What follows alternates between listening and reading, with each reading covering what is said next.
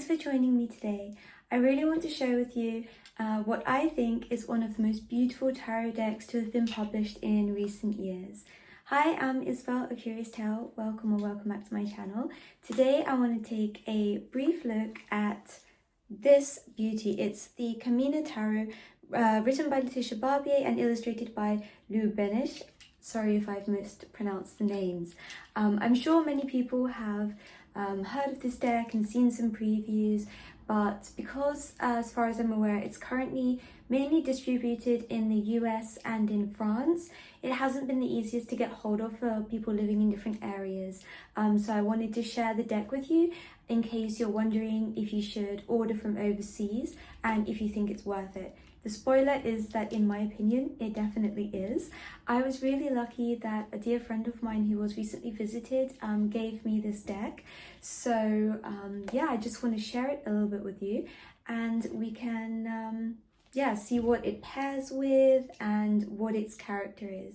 For me personally, what I love the most about the deck, apart from the initially stunning visuals that drew me in, is that while some tarot decks, they give you a clear answer, they really cut to the chase, they just lay everything out very clearly in front of you. I think that the Camena Tarot, it's more an invitation. It's opening the door to unlock even more mysteries, even more questions than you might have initially been thinking of. So it isn't going to give you, at least for me, a very quick, snappy, easily digestible answer. What I think it's going to do is break your question open and take you on journeys that you probably didn't even see yourself going on, and it might take you to different answers, different places than what you initially expected.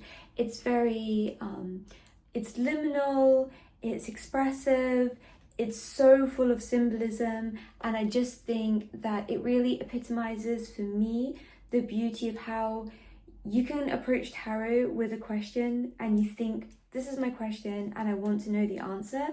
And sometimes that is the case, but sometimes actually you need to go on a completely different tangent or a different journey, and that's going to take you to where you need to go and give you the growth that's what you need in that moment. And Camena, it refers to ancient feminine spirits of fresh water. So this deck has a very aquatic feel to it, but I will say I think every element is encompassed in this deck. I think it really does fit for all seasons, and so I think it's very versatile. And also in terms of decks, I think that have maybe a similar energy, one deck that springs to mind is the Marielle Tarot, because like the Camena Tarot, it brings together the Thoth, Marseille, Rider-Waite-Smith tarot deck imagery and background, and sort of weaves it together while also adding in other traditions as well. So that's sort of my quick rundown on what I think about the deck, and I'm going to show you some of the cards now, or I'll just show you all of them because I should have mentioned this deck is the Major Arcana plus 4 extra cards, and the guidebook notes that this is most probably the beginning and what will become a more expansive project, but at the moment that's what's included in the deck along with a guidebook. So I'll show you the cards and we can have a look together, see what you think.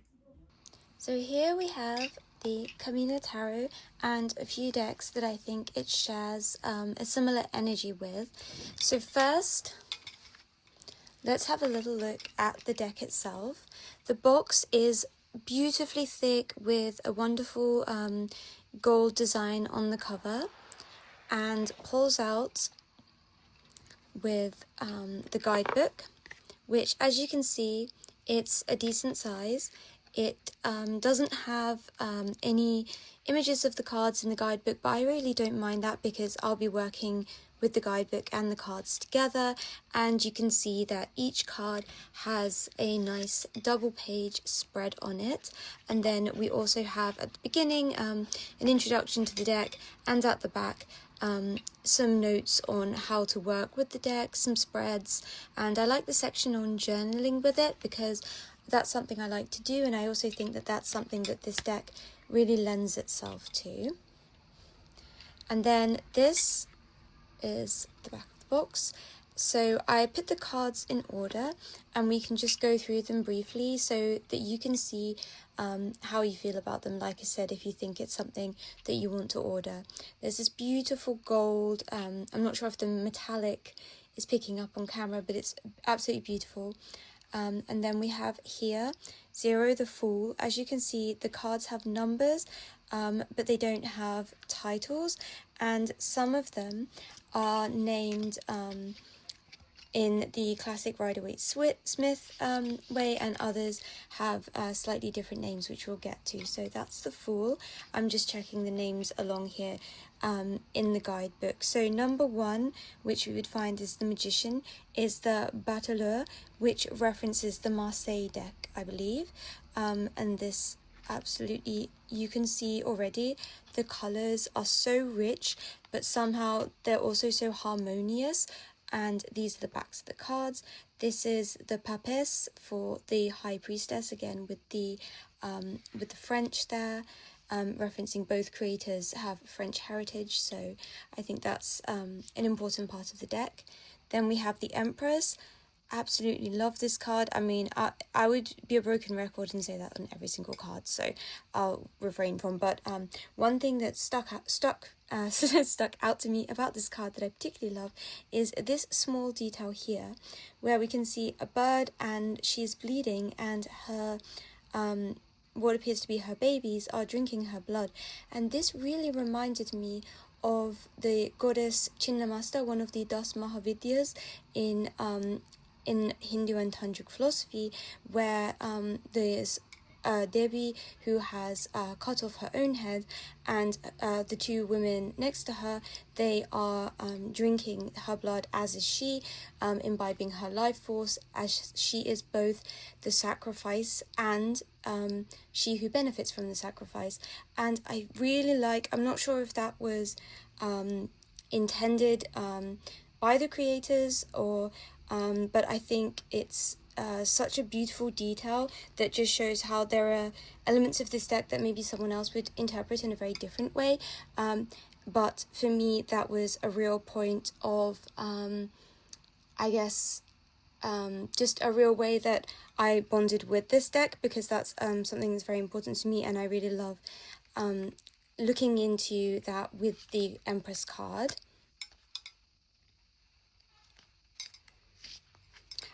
And the Emperor, here we have number 4, absolutely stunning.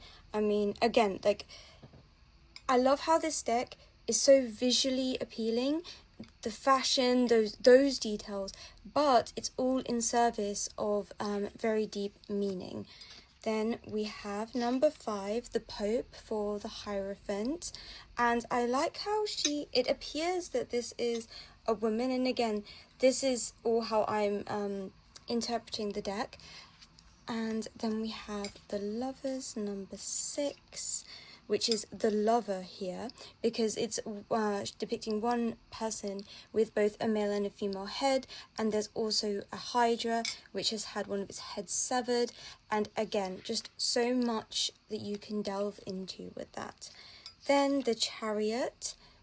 So this is also quite a classic rendering of the Chariot, but again, the white and the black horse, all those elements of duality, of balance, and again, just showing a real rich visual with a deep meaning. Then we're following the Marseille numbering system, or I believe it's the same in the Thoth deck, with Justice as number 8. This is absolutely stunning. Number 9, the Hermit. This is a card that really draws me in. Absolutely, just really has that feeling of the hermit going on their journey, maybe eschewing societal norms and going into the wilderness. I think that is really well represented on that card. Then we have number 10, which is in Strength. So that's interesting. Oh, wait. Yeah. Okay. I was just confused because this looks like the Wheel of Fortune, but it's definitely number 10 and it's definitely strength. It's interesting. And then, okay, I'm not sure if there's a mistake because now we have 11 Wheel of Fortune, but this appears to be depicting strength. So that's very interesting. I need to, as I said, I've just had my initial sort of workings with this deck, so I need to go a bit deeper and figure out that, but that's interesting. I'm not sure if that was a printing decision or what that is, but as I think with anything, I like to take a very David Lynchian approach. If something has happened either on purpose or by accident, there's definitely something exciting that can come from that. Okay, I'm just jumping in because I think when I initially looked at the deck, as you can see, this is number 10, and this is the Wheel of Fortune, this is number 11, and this is Strength. So within the deck itself, which I was initially working with, that's in the, in the regular order for Marseille, for Thoth, but I think the difference is in the guidebook. So here 11 is listed as Wheel of Fortune, where 11 here is very much showing strength. And if we read the description of the card, it also is definitely referencing this card. So I think what seems to have happened is that the Wheel of Fortune and Strength just got switched around in the guidebook, because again, strength here, which is number 10, yeah, it's listed as 10, but it's referencing a lion, which we can see in this card for number 11. So personally, I'm just going to be working with, this is Wheel of Fortune, this is Strength, and it might have been an error with the guidebook. But again, might look into that a bit more. For me personally, I'll be working with the deck, I'll be working with the guidebook, and the fact that the cards themselves appear to have the correct number, that for me is the main thing. But I just wanted to clear that up because, as I said, I've just been working with the deck without the guidebook so far. That's why I hadn't picked up on that. But yeah, that's what I think has happened. Ooh, these are stuck together. As if this is a matte finish, so they're very buttery. Then yes, number 12, we've got the Hanged Man. Very interesting that the face appears to have been beaten up. There's a lot of blood, and I'm really interested in this creature here as well. 13, Death.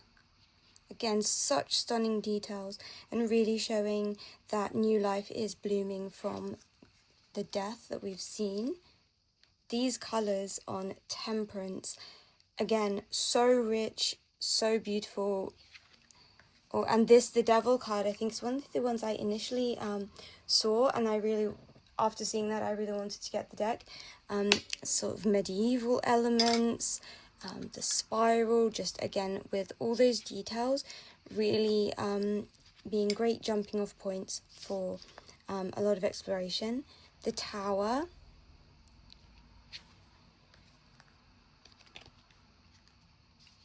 The Star.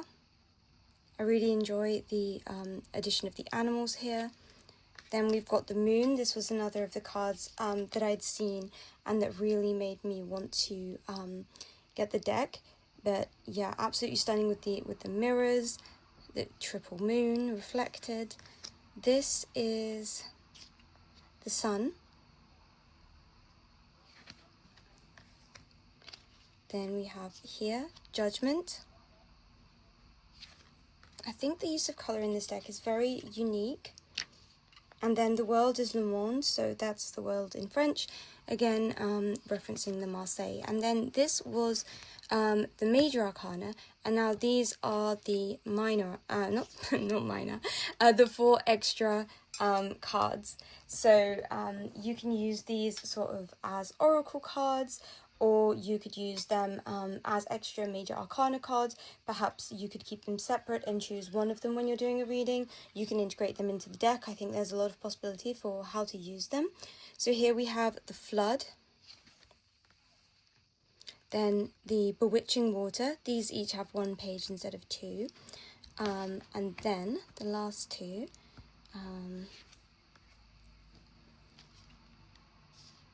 the Healing Water, and finally the Fertile Water, which is one of my favorite cards. Just the abundance that's shown is really, really beautiful. So that is the deck. So again, even though it's only the majors and 4 extras, I think because the symbolism is so rich, I think there's a lot that you can do with that. So now I'll briefly show a few decks that I think have a similar energy, in that they invite you to explore the mysteries. They have rich colours and imagery that has a hint of darkness about it. And these are decks that I haven't yet worked with the deck together, but I think that they're going to be decks that we work together a lot with in the future, and I can always update you on how that's going. First, we have the Camena Tarot, the first edition here, with the borders, and some of the cards are different as well.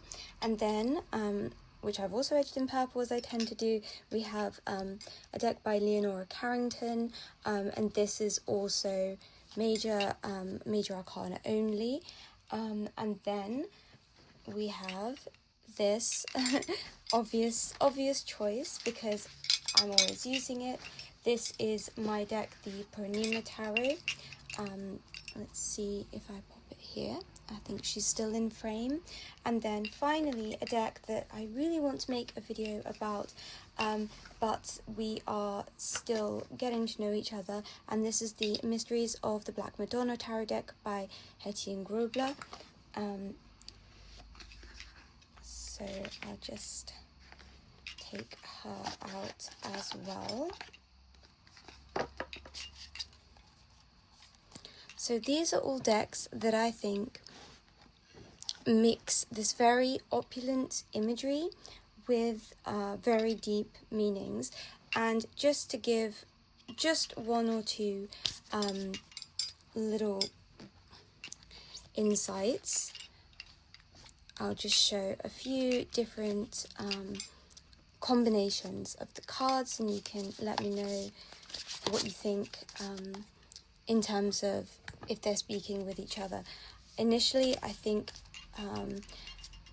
you have that harmony, as they all have very bright colours, but then they also have that contrast, that darkness, and that slight storytelling element. So I think these are decks that I plan to work with in conjunction with each other, and then I'm very excited to see the messages that will come forward. And I think it will be especially a great way of kicking off some creative projects, because I think here you can just see this cornucopia of imagery that's already just leading you to explore different aspects of yourself, and even explore different creative processes. And even here we've got this color mirrored, which is really beautiful. As anyone who's watched my tarot videos know, I really love to work with decks together, because I think you just get different insights into your query, and you can really just tell a story, almost like each deck is offering its own perspective to the reading. Like you're asking a council of elders for their opinion, and you're getting different opinions from the different personalities. Speaking of a council of elders, there is also the Weaver's Oracle, which I think will be really great to work with this deck, which I am going to run and get.